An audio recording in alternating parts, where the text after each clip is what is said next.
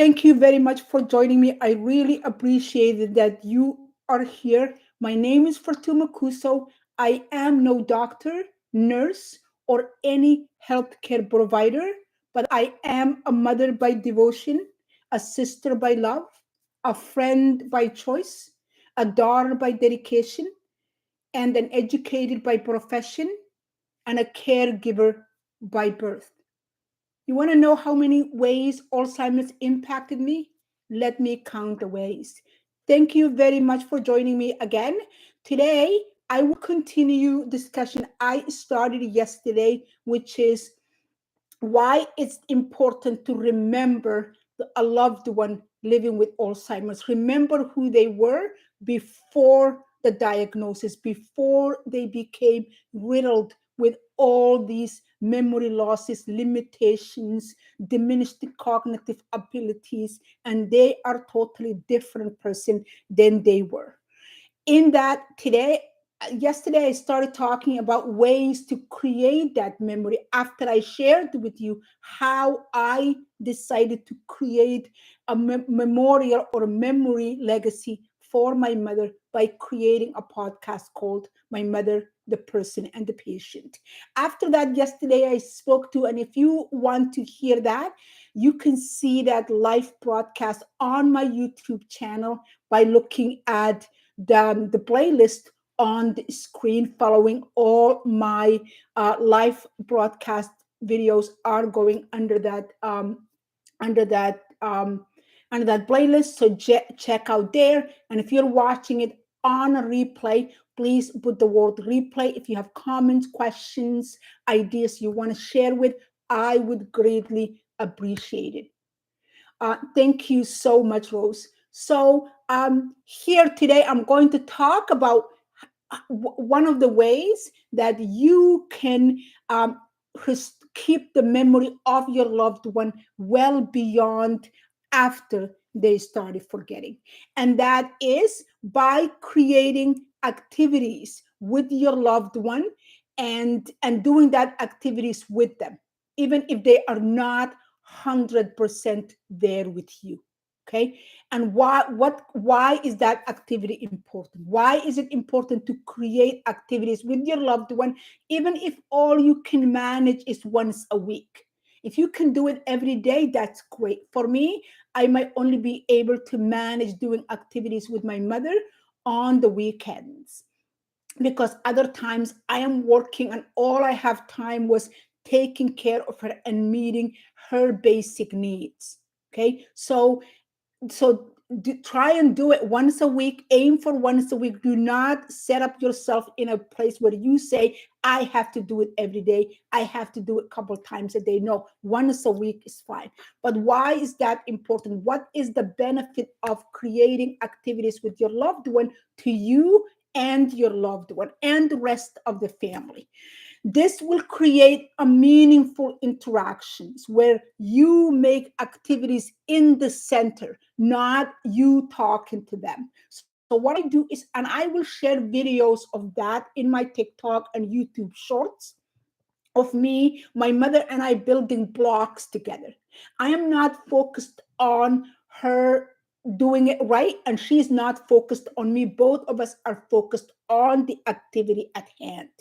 And that means this will create a meaningful interactions between you and your loved one that's beyond putting food in their mouth, checking their sugar level, checking their blood pressure, giving them medications, getting them in and out of bed. So you create interactions like that. And that is really will give you an opportunity to share this experience.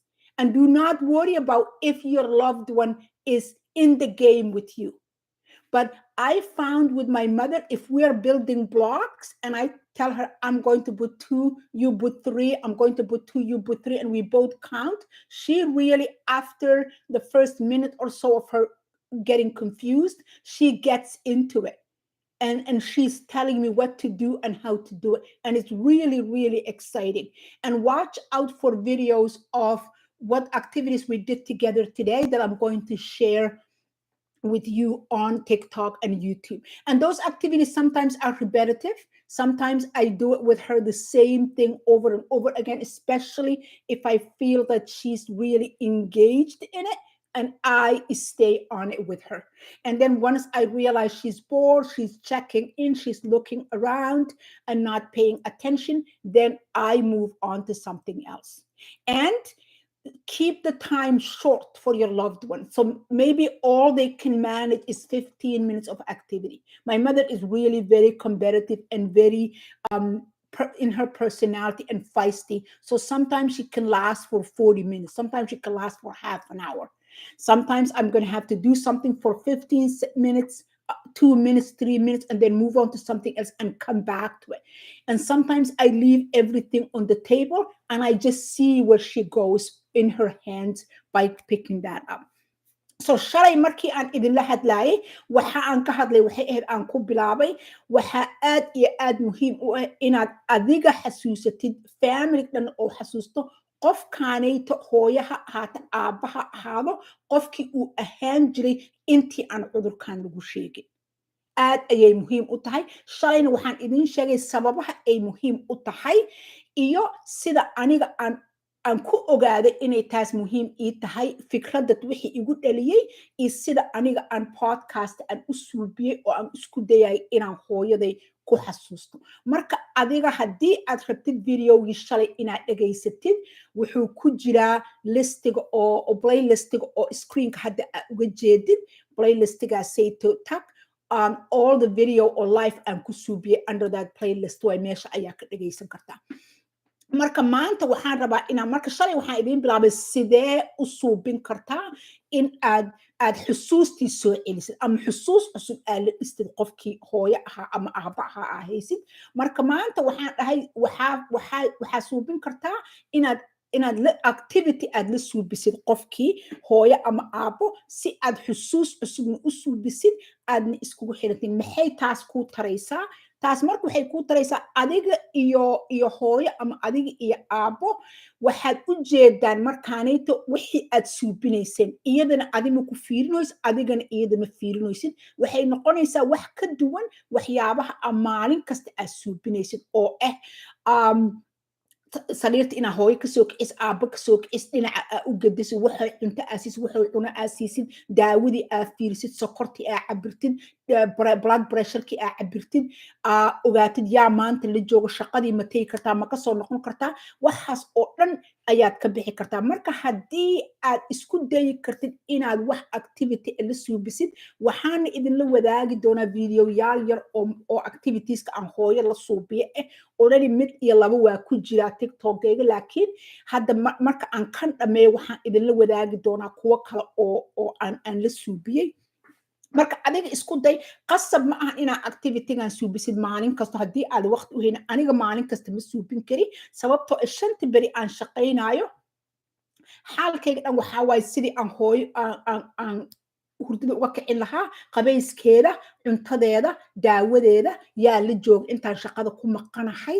markaan imaadana ama neebsatay, qandho mahayso, xanuun mahay, intaas ayaan ku mashquulsanahay. marka sabtiga iyo axadda ayaan isku dayaa maadaama aana shaqaynin anigiina aan iyada maalintii oo dhan la joogo inaan activityga markaas aan suubiyo. also waxaa la rabaa inaad ogaatid isku day inaan nus saac activitygii ku haysid. haddii oo hooyo ama aabbo ay ka daalaan 5 daqiiqo, 6 daqiiqo, 7 daqiiqo, 10 daqiiqo, 15 daqiiqo, ani hooyaday waxaa waaye activityaalka qaarkood nus saac way markaan xataa dhaho aan iska dhigno meel weli way rabtaa inay suubiso. marka marmar waxaan yeelaa tanaan bilownaa, markaan cabaar wadno oo inay ku daalayso aan arko mid kalean u bedelaa. marmarna waxaan yeelaa 3-4 wax oo kala duwan ayaan miiska saaraa, midkii ay iyada gacanteeda u laacdo ayaan la wadaa. markay ka daasho haddana meesha ay ila aada ayaan la aadaa. marka taas waxay noqonaysaa inaad suubsatiin xiriir oo aan ku saabsaneen adigii inaad tahay qofkii hooyo haaye, hooyana ay tahay qofkii la haaye. caregiver and care receiver waxaa la dhaho inaad tihiin ayay meesha ka bixinaysaa. 2 qof oo isku mid oo wax isla suubinay ayaa noqonaysiin. idinkana ma isu jeedin waxa la suubinay ayaa u jeedin. So that is the idea of I thought the second point. The first point was meaningful interactions, establishing a meaningful interaction with your loved one. So that's beyond caregiver, care receiver roles that you are all the time. And it's okay if it doesn't happen every day of the week. Whenever you can, however long you can, is a good start. Even if all you can do is 5 minutes of coloring, 10 minutes of coloring, 15 minutes of coloring, that is a great start to build upon and see what your loved one likes and what they don't like. For some reason, my mother hasn't lost her fine motor skills. So if I give her a basket of beads and yarn, she will just start making necklaces, bracelets, things like that, that she would tie and put it around. You could see her measuring around her neck and tying it like that. Or she would measure it around her wrist and she would tie it like that. And she'll have 4 or 5. And at some point, she'll go back to one of them and rip it and dump the beads back in the container. I don't ask questions. I don't correct her. I just go on if she got tired of the beads, and then I move on to building puzzle. So I took the pieces out. I take the pieces out and I say, okay, put it back. And sometimes she knows where to put it back. Sometimes she doesn't. So the next one is next one I'm going to talk about is that creating activities for your loved one living with Alzheimer's will allow you to connect with them emotionally. If you have a loved one living with Alzheimer's, you realize, depending on what stage your loved one is, that you are not connected. It's hard to connect with them emotionally. That feeling. If I went to my mother today and I said, "Oh, so and so talking to one of my nephews or my brothers," and say, "So and so is not feeling well," my mother has no emotional feelings for that, right? But when I walk into the door every day to this day, including Friday, the first thing she says to me is, sit down. And she will say it 10 times until I sit down. Because on some level, she realized I am tired. Right? She'll say, sit down, fariso, fariso, fariso, fariso, until I sit down. Even if I tell her, no, I need to go inside and change, she'll say, fariso, fariso, horta fariso. Right? So building activities will allow you, creating activities will allow you to promote emotional connections with your loved one. For example, a favorite pastime. My mother, until she stopped talking in a year or so, my mother's greatest regret was she didn't learn how to read or write.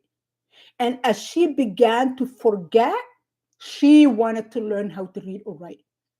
And the more she forgetting, the more she wanted to learn how to read or write. Right? So even to this day, the best thing, that my mother's favorite thing, is coloring. I have stacks and stacks of coloring books that she would color, and she could still to this day manage to keep her marker inside the page, inside the lines. So we will open the book, I will color this page, and she'll color this page, and we won't say anything to each other. We are connecting with each other. Sometimes she'll just look and she'll say, no, no, don't put pink here, put red here. And then she will give me her red marker, and then I will give her my pink marker. And then we're going to switch it like that. And then we're connected into doing something. And I all of a sudden become the child, and she becomes the parent, telling me that, no, you need to put black on her hair. And I would intentionally do a color that doesn't work, and she will correct me. And she says, so wait, we can't do this. Right? So if you are finding this discussion, this podcast valuable when it's posted on YouTube, I would really appreciate if you could give me the thumbs up so I know people are listening. And also, if you know there are other people that might benefit a discussion like this, or taking care of loved one living with Alzheimer's, please share with them the life link. I would appreciate it. If you could put like on this live broadcast, that would be really, really great. So I know I'm not talking to myself and I'm talking to other people. That would really be great. So qodobka labaad oo maanta halkan aan uga hadli doono waxaa waaye in aad adiga iyo hooyo markaad activity u suubisid ama adiga iyo aabbo oo xiriirkiini oo waalid iyo weelnimada uu dib u soo noqdo oo asaas iskugu xirantiin haddaad adiga dareentay waxayna ku xiran tahay meesha oo hooyo ama aabbe ay ka joogaan alzheimerska qofka alzheimerska qabo wuxuu hilmaamaa inuu xiriir dad la yeesho naxariistii xanuunkii qofka qabanayay haddaa adi hooyo tahay cunugaagiya xanuunsan lagu dhaho xanuunkii dadka qabanayay ayuu qofkii hilmaama waxyaabaha ay hilmaamayaan ayay kamid tahay sababta oo hooyaday hadda haddii aan u tago oon dhaho hebelaa wuxuu dhahay waa xanuunsanahay ama waa qandhanahay oo walaalahay ama subax wanaagsan binti subax wanaagsan haddii aan dhaho walaalahay cunugaanayta ayaa xanuunsan oo cunugaanasaan aan hooyaday u sheego hooyaday ma dareemayso wixii xanuunkii qaban jiray markay maskaxdeeda qabtay oo dhahaysay intee hebel laga haayaa taleefanka iigu dir soo bax iigeey aan soo salaamay wixii oo dhan maskaxdeedii way ka baxeen marka waxaa loo baahan yahay marka taasi ay u soo noqoto haddii adiga activity oo hooyo iyo aabe ay jecel yihiin ama ay samayn karaan aala gashid waxaa soo noqonayso wixii oo xiriirkii idin dhexeeyey ani iyo hadda hooyaday oo kale qof wax kale hooyaday ma xasu laakiin aniga markaan albaabka ka soo galo aan shaqada ka imaado hooyo waxay og tahay inaan daalana waxay idhahaysaa fariiso hooyo dharkan iska soo bedela waa soo noqona maya bal horta fariiso because inaan fariisto aan neebsado ayay rabtaa marka waxaan yeelaa hooyadayna waxyaabaha ugu weyn oo ay aad uga shalaydo waxaa ka mid ahaa inaysan baranin sida wax loo qoro iyo sida wax loo akhriyo ma aysan baranin hooyo marka markii ay bilowday inay xusuustii ka tagto waxay rabtay inay wax barato wixiina ma xasuusanaysa ay baranaysay hadda marka waxa ay ugu jeceshahay adduunyada waxaa waaye in aan muxuu ahaye aan wax kalar garayno haddii aan buug soo qaado anigana aan beejkan ka kalar garay idan ay ka kalar garayso ani iyada waxaan noqonaynaa gabar iyo hooyadeed iyada ayaa hooyadii noqonayso 10 daqiiqo oon wax kala garaynayno haddii aan soo qaado oo blue aan marinayo kale waxay dhahaysaa maya madowga mari timihii waaya kan maya inta gaduud ha marin cagaar mari maya inta jaal mari qalinkiya idhiba qalinkiya idhiba marmarna waxaan dhahay hooy kee mariyaa inta markaasay ilaaday maya kan mari kan ha marinin saas ayaan marka xiriir ayaan saas iskugula suubinaynaa oon iskugula xirmaynaa oo iyadiina ay hooyadii ku noqone anigana aan ku noqonaa gabadhii wixii anigii aan markasta haayay oo aan dhahay hooy wax ma cuntay daawadii ma qaadatay sokorteedii aan cabiro dhiiggeedii aan cabiro kaniinigii ma siiyey ma qadaysay madaxa maa xanuunayo wixii oo dhan meesha way ka baxayaan 10 daqiiqo 15 daqiiqo 20 daqiiqo ani iyo hooyo waxaan noqonaynaa laba qof oo wiil iyo gabar iyo hooyadeed ah oo isla sheekaysan oo isla ciyaarayaan hooyo haddii aan kuul iyo dun u dhiibo kuusha iyo dunta way taxaysaa gacantaydaan u dhiibaa waxay ilaa waxaan leeyahay hooyo iigu cabir anaa jijintaan rabee way iigu cabire way xire way isiine qoorta sidoo kale miday suubine qoortay saas ugu xire way cabire way isiine marka intaas 10 daqiiqo xiriirkaasayto ayaa naga dhexeeyo marka emotional connection waxay dhan ani iyadu waxaa waye qalbigeeni ayaa isku xirmaaya markaasayto markaad u suubisid activitygaasayto hooyo marka isku day inaad suubisid hana ka welwelin haddii oo 5 daqiiq kabacdi hooyo iyo aabe ay wixii rabin hana ka welwelin haddii oo wixii aad suubisay ay shaqayn waayaan maalin kasta mid hor leh isku day taasna waxay ku xiran tahay heerka uu joogo qofka aad adiga haysid qofka aad adiga haysid diyo qof oo totally aan xataa kursigii ku fariisan karin then mid kale inaa aad ka fikirtid waa marka haddii waxaanayta aniga aan sheegay ay yihiin wax aa isleedahay qof ayay anfici doonaan qof hooyahaaya ama aabahaaya ama cunug xanuunsan ama oday ama xaas xanuunsan haayo please life linkiga la share garay haddii dadka ay networkiga ku jiraan haddii qofka hadeertaan uusan kasoo qaybgelin videogan waxaa kaleeton ku duuba hooyaa youtube asaga oo sidiisa ayaan youtube gelin doonaa marka youtube haddii oo dadka ay ka fiirsan karaan meesha ayay ka fiirsan karaan waxaan dhan iyadoo faahfaahsan activitygan aan idiin sheegayana waan waan soo gelin doonaa iyada oo videoyaal yaryar ee activityga aan weekendigan la suubiyey oo kale ayaan soo gelin doonaa si aa u aragtid waxa ay tahay videoga xataa wejigaygana maku toosiye wejiga hooyana kuma toosiye waxaan ku toosiyaa activityga marka waxaan rabaa inaa aragtid activityga ayaa waxa muhiimka ahoo noo dhexeeya ani iyo iyadana ma ahan anigana ma ahan marka haddii aad youtube ku fiirsanaysid waxaa waaye maxay ahayd replay ku qor comment aa ii dhaafaysid su-aal aa i warsanaysid sidaasay tiyeel qodobka saddexaad oo maanta aan ka hadlayo waxaa waaye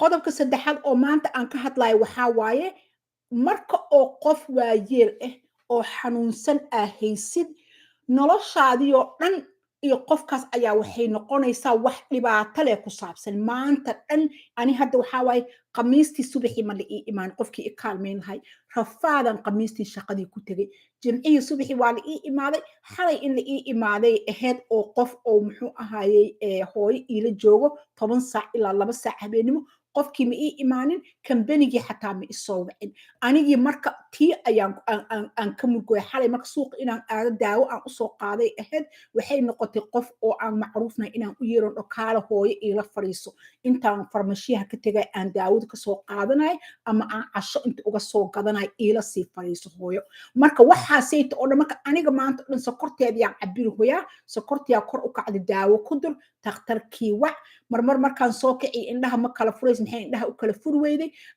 blood pressureka ka cabir waxyaabahaasayta oo dhan ayaa maantan ka shaqaynaa markaa adiga saas tahay noloshii adi hooyo iyo aabba aala laheyd oo dhan ayaa waxay noqonaysaa nolol oo maanta dhan ku saabsan inay dhibaatadan jirto saana i haysato kana i haysato dhibkaana i haysato marka waxaa waye wax fiican iyo wax qurxanba meeshii maka soo baxayn waa ducaysan tahay hooy aa haysaa ama aabbaa haysaa ilaahay ha kugu garab galo waxaas dhan waa fiican yihiin laakiinse wixii fiicnaanta iyo wixii farxadda la dhahay dhan ayaa meesha ka baxay marka activity inaa la samaysid qofka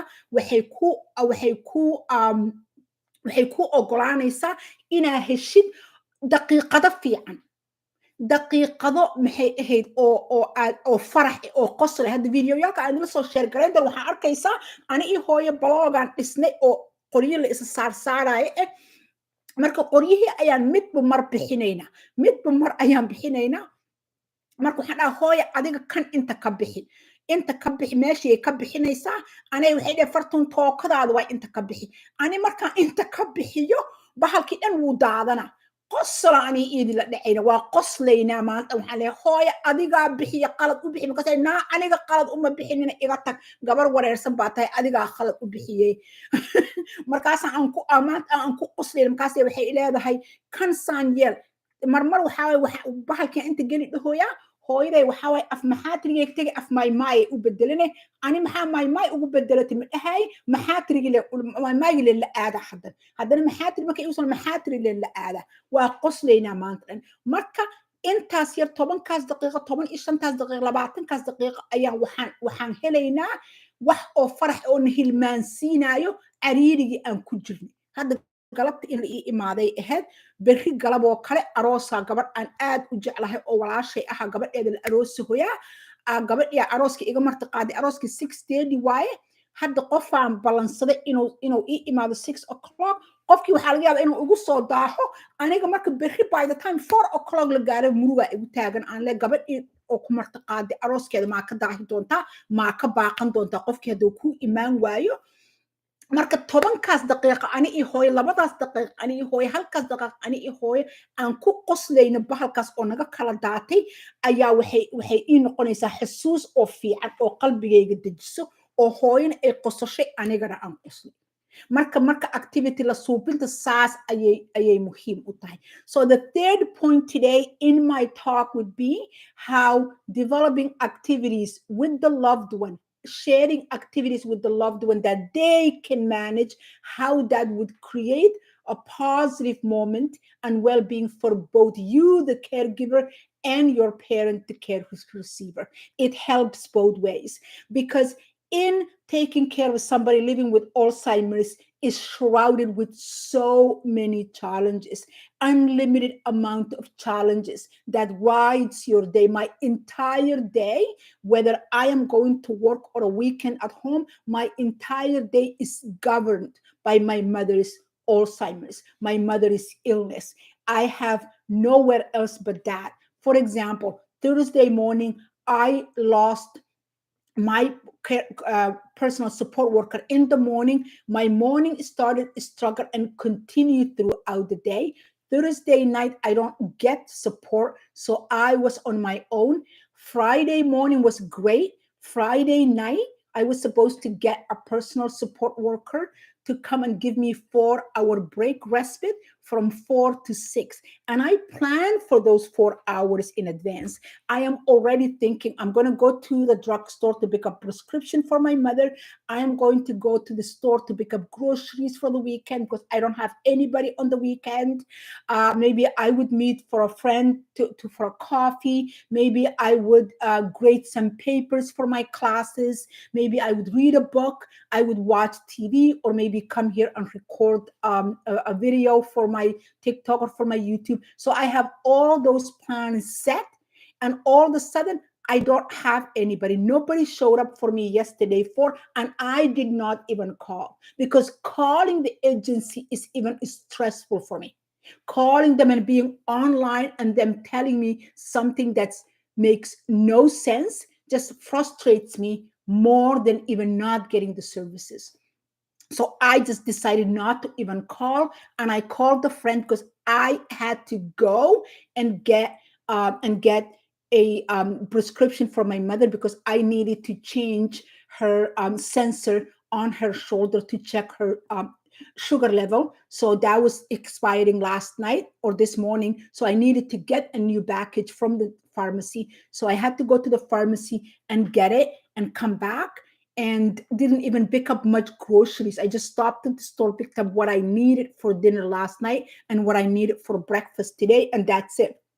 And today I'm supposed to get another respite care provider from 4 to 8 again, and I don't know if I'm going to get it. So I don't even want to call. I don't even want to think about whether I am going to get those services or not. And then also tomorrow, a dear sister of mine's daughter is getting married, and she invited me to the wedding. May Allah make this a great union for the young couple. But the wedding starts at 6:30, and I'm already worried about whether I would have the person that I asked to come from 6:30 until I come back to be with my mother, whether that person will show up or not. Right. So I'm already worried about that. So having these activities with my mother would give me positive moments, however short they are. Right. Short time. For example, my mother and I were building blocks today, and we build and we stack them. And now I'm telling her, Mom, let's take one piece at a time, see how many pieces we can take before the bridge collapses. um I just we just take pieces, and we're telling each other, it's your turn to take a piece out, it's your turn to take a piece out, and we're waiting to see when that would collapse, when that will fall apart. So when it finally falls apart, we're dying laughing for the two of us. I'm going to share that video on TikTok and both YouTube so you could see it. So we are just kind of like at the falling apart, and we're laughing. So those moments of both of us laughing, it's rare that I see my mother laughing. It's rare that I see my mother smiling. So it gives me so much joy to see that she's laughing, and we both forget, especially I forget all my challenges of the day, right? So I would have like I when I even take those videos, I don't put the camera on my mother's face or my face. I put it on the activities, because I want to remind myself, and I want to remind you, focus on the activity so you have a momentary relief to forget about what is going on in your life, and then you can focus on that activity. So in today's discussion, I continued with with the points that in order for us, so yesterday I started this discussion yesterday, and the idea was it's very important to remember who our loved one was, who mom was, who dad was before the Alzheimer's. Remember the person before the disease. Or if you have a child living with disability, try and imagine the person away from the disability, away from the illness. And in order to do that, I think we need to keep memories and create a legacy for the loved one, especially in a parent who were different than they are now. So, how do you do that? And I said, yesterday I gave you a list of ways to do that. So, today, what I focused on was creating activities that can take the attention away from you as the caregiver and attention away from your loved one as the care receiver, and puts the attention on the activity. And I said, why is that important? I gave you 3 reasons why that is important. And the 3 reasons are, that will allow you to create meaningful interaction between you and your loved one.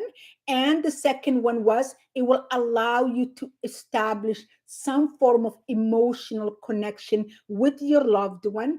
And the last one was, give you positive moments in the middle of all these difficulties you are facing. So maanta sheekadayda waxay la socotay midii aan sheegay shalay oo ahayd, haddii aad haysid ama hooyo ama aabo oo qabo waxaan la dhaho xusuus beelka, dementiaga, memory losska, Alzheimerska, waxaan ka hadalnay inay muhiim tahay inaan xasuusano qofka hooyo ay ahayd, qofka aabo oo ahaa intii cudurkan uusan ku dhicin, si oo aan u ogaano qofka iyo cudurka aan u kala bixino. Marka shalay waxaan kuu sheegay sababta ay taas muhiim u tahay. Waxaa kaloon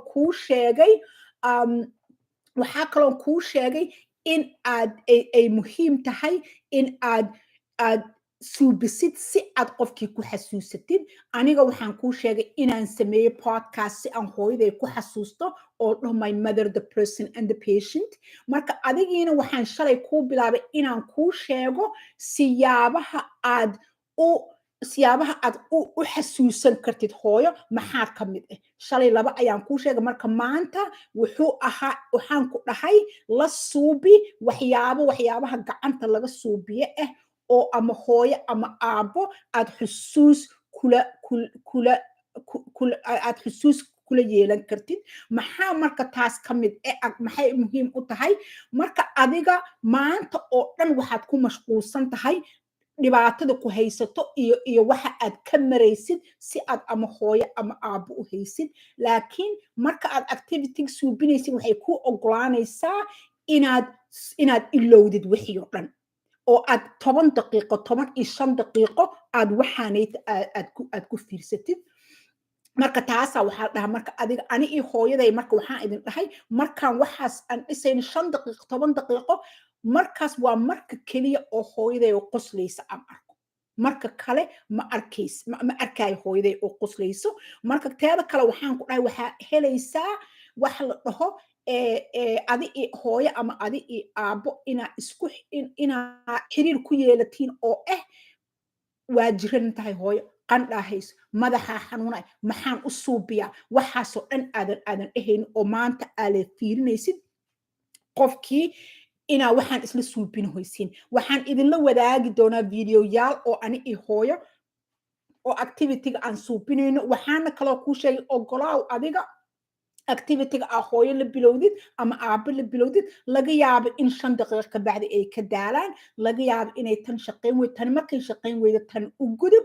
5 daqiiqo xataa waa muhiim, 3 daqiiqo xataa waa muhiim, 2 daqiiqo xataa waa muhiim, sababtoo ah qofkii weli waa nool yahay, qofkii weli ma dhimanin. qofkii intuuna nool yahay, waalidna oo yahay, waxaa loo baahan yahay inaa adiga xiriirkaasayta aa lalahaatid. Marka maanta meeshaas ayaan kusoo joojin doonaa. Haddii su'aale ay jiraan waxaan kusoo gebagabayn doonaa meeshaasayto.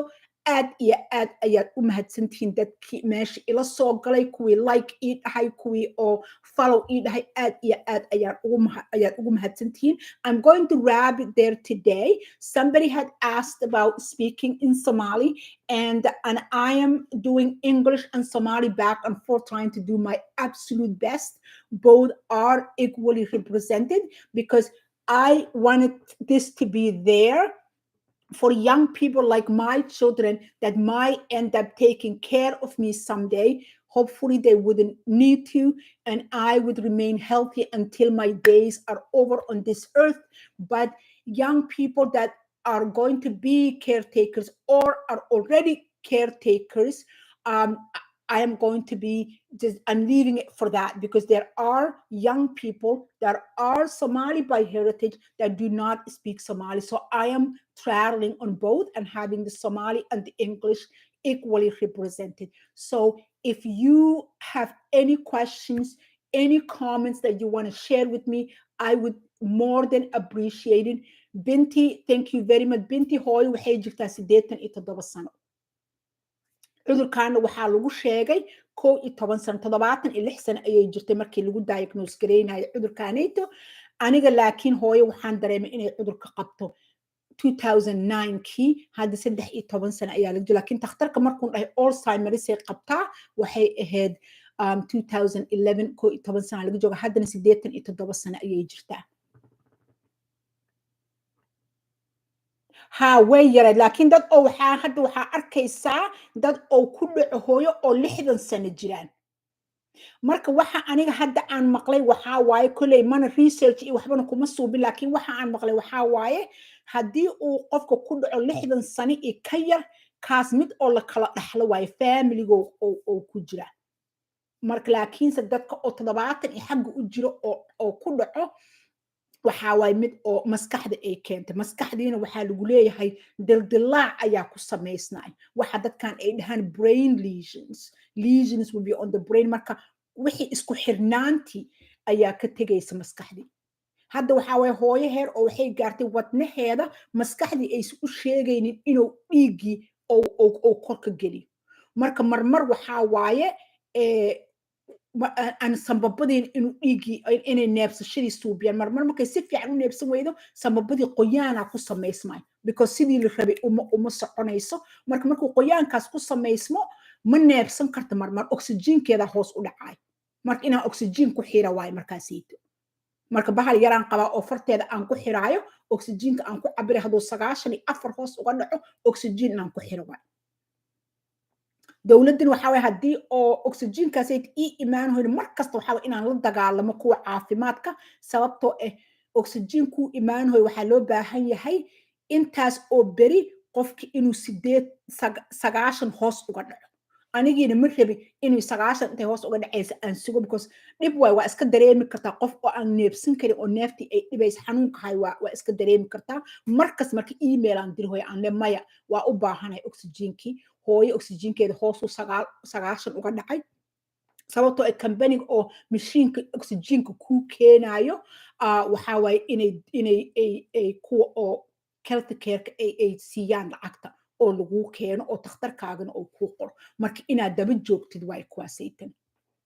aad ayaa u mahadsantahay binti abay, thank you so much inaa supportgaad ilaahay adigana ha kaa abaalmariyo. iisoo duceeya markaa salaada tukatay qof kasta meeshaan ku jiro inuu ilaahay ii fududeeyo, ilaahayna u fududeeyo qofka oo maxay ahayd oo waalid haayo oo wadamadan Soomaaliya aan ahayn. Soomaaliya qofkii waalid ku haayo xataa dhibkiisu iska qabaa, because annaka waxyaabaha aan inta ka helayna ma helaayo, laakiin waalid hayn wax sahlan ma ahan. marka ilaahay qof kasta oo saas ilaahay ha u fududeeyo.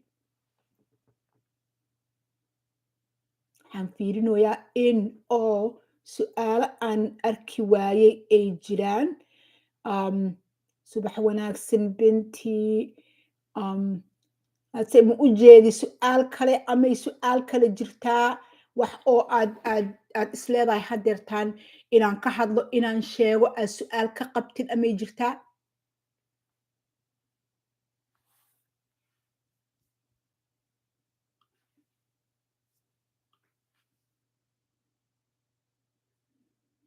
aad iyo aad ayaa u mahadsan tahay. um, hadhihina jannaha aa haysataan ee noo soo duceeye ilaahay ha fududay. Taasaa run eh. Jannada in la haysto qof diidaya malahan, laakiinse waxaa loo baahan yahay in la dhaho, qofkii in la dhaho haye, ilaahay ha kuu fududay. Sababtoo ah janna hadday meesha kuu taalo waxaa og tahay qof bini aadan ee, ani waxaan aaminsana qof bini aadan oo janno shaqaysan kara ma jiro. Janno ilaahay qofkii ou siiyaa helaayo. So Parkinson disease, Parkinson disease, maya ma u malaynayo Parkinson hooyaday Alzheimer say qabtaa, Parkinson ma qabto, laakiin Parkinson in la kala dhaxlo ma u malaynayo. Neurological disease waaye oo qofka ku dhacaayo. dadka gaalada waxay dhahayaan hadda research iyo waxaa sayto qofkii stress badan qabo inuu ku dhaco ayaa laga yaabaa, laakiin ma u malaynayo in la kala dhaxlo.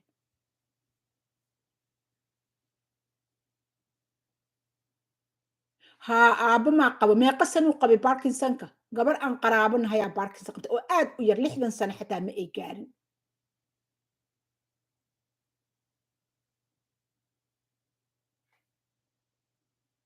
waa mahadsan tahay abaay khatar, aad iyo aad ayaa u mahadsantahay inaa meeshaan ila soo gashay.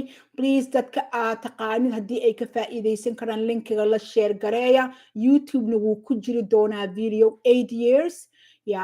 intuu joogaa banaanka mu jooga mise Soomaaliya jooga aabo?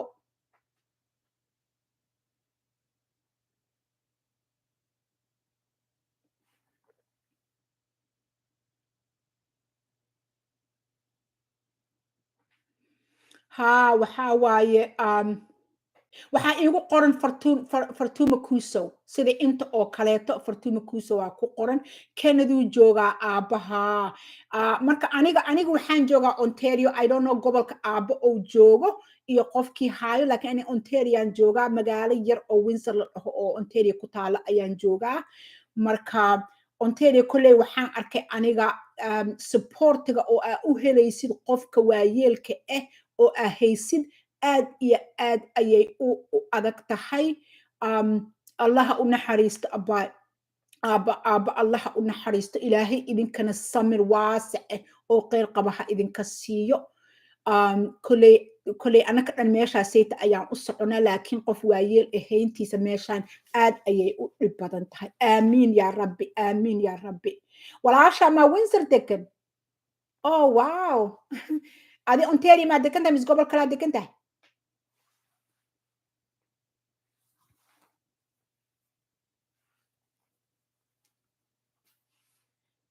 okay kolley Alberta maa degan tahay? weligay Alberta ma tegin ani. Canadana 32 sanaan joogaa. maybe insha allah mar inaan tegi doono haddii ilaahay idmo. aad iyo aad ayaa u mahadsantihiin intii meeshaan ila soo gashay, ila wadaagtay. aad iyo aad ayaa u mahadsantihiin. waa idinku mahad celinaya inuu ilaahay kheyr idinka siiyo. YouTube-kayga Fartuma Kuso waaye. haddii aad comment iyo su-aal iyo wax ay jiraan, meesha replay iigu soo qor. reer Toronto ahayd 18 years, Toronto waa ka tagtay haye. Toronto ani kow wadankaa markaa imaadaya 91-kia imaaday Canada. Toronto waxaan joogay Toronto waxaan kasoo guray 94-kii. adi 3 sano iyo xoogaa ayaan joogay Toronto. Alberta u guurtay 2010. Alberta waa iskala qabstay, qabow badan waayaa dhahay laakiin meesha.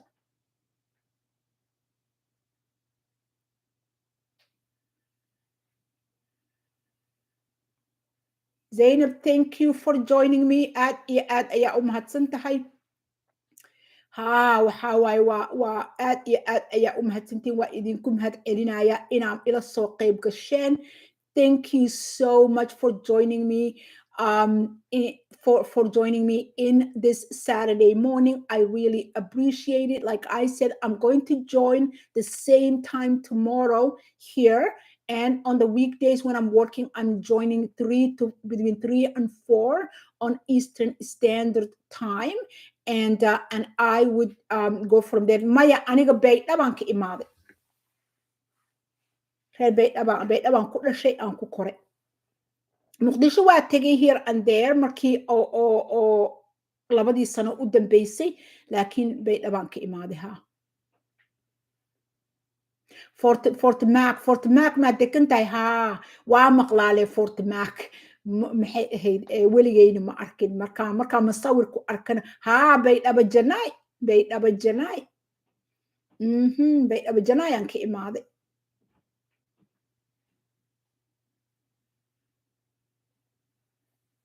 baydhaba janaay ayaan ka imaaday thank you masha allah no I'm from Somalia I'm from Somalia, southern Somalia. Beit Abu Janai, weligaa maqashay? Have you ever heard Beit Abu Janai?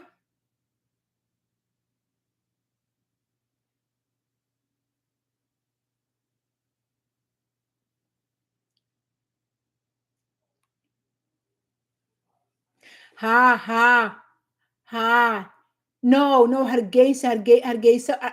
Ma u malay Hargeysa weligay xataa inaan tagay ma u malayna I think hal maraan waxaan tagay berbere may ahayd mise burcay ahayd markaan iskoolka dhiganahay high schoolka aan dhiganahay some kind of school trip aan u tagay laakiin Hargeysa xataa ma u malayna inaan weligay tagay I don't think in Hargeysa weligay tagay xataa but waa tegi doonaa insha Allah markii haddii aan filaaqa helo hadda waxaa waye safarkayga aad ayuu iskaga yaryahay hooyo ayaan hayaa mana jecli inaan ka tago laakiinse waa insha Allah waa ilaahay doo iyo ogolaad waa tegi doonaa marka aad ayaad u mahadsantihiin thank you so much you made this possible in this discussion I really appreciate it. Ayan, thank you for joining me. SGA, thank you for joining me. Binti, you made this broadcast really so much fun and such a great experience to have a chat with you, hear your questions and comments. At umahadsantihiin SGA, Ayan, Binti, qof kasta oo meeshaan igala soo qayb galay khatra qof kastoo comment iisoo qoray aad ayaad u mahadsantihiin waa idinku mahad celinaya berrito haddii ilaahay weyn oo raali ka noqdo ayaan haddana meeshaan soo geli doonaa haddii aa ila soo gelaysiin aad ayaan ugu faraxsanaan lahay marka meeshaas ayaan uga tegi doonaa aad ayaad u mahadsantihiin walaalahayga qaaliga ahow marka insha Allah berrito thank you so much my dear brothers and sisters for joining me I really appreciated your time Farhiya Abdi thank you so much and hopefully you will join me tomorrow I will start another discussion but in the meantime I will share videos of my mother and mine's activity for this weekend thank you until next time bye for now